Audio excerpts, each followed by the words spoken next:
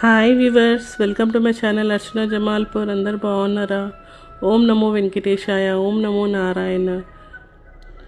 ఈరోజు శనివారము, మాఘమాసము. నేను వెంకటేశ్వర స్వామి సప్త శనివార వ్రతము చేసుకుంటున్నాను. 7 వారాల వ్రతము. ఇప్పటికి 5 వారాలు అయ్యాయి.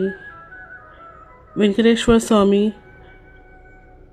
వారి పూజా విధానం ఈరోజు నేను చెప్తాను.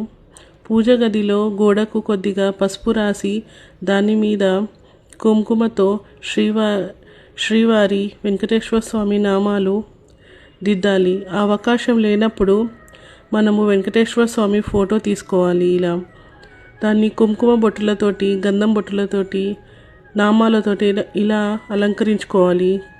పూలతోటి అంతా. నీరు ఏమి ఉపయోగించకుండా ఆవు పాలు, బెల్లం, బియ్యం పిండిలో కలిపి ప్రమిద ఆకారంలో తయారు చేయాలి. అందులో ఆవు నెయ్యి వేసి దీపం వెలుగుతున్న ఆ జ్యోతులనే వెంకటేశ్వర స్వామిగా మనము భావన చేసి ఆ జ్యోతి స్వరూపుడైన వెంకటేశ్వరునికి గంధం, పుష్పం, ధూపం, దీపం సమర్పించాలి. అష్టోత్తర శతనామావళి 108 నామాలతో పూజించాలి. పానకం, వడపప్పు నైవేద్యంగా సమర్పించాలి. అవి కాక ఏమైనా మనం ఇతర పదార్థాలు కూడా నైవేద్యంగా సమర్పించవచ్చు. శ్రద్ధ భక్తితో మనసులో ఉన్న మన కోరికలు స్వామిని వినిపించాలి. ఆయన అనుగ్రహం వలన మన కోరికలు తొందరగా నెరవేరుతాయి. ఇలా వెంకటేశ్వర స్వామి సప్త శనివారం పూజ చేసుకోవాలి. పిండి దీపం ఆరాధన చేసుకొని.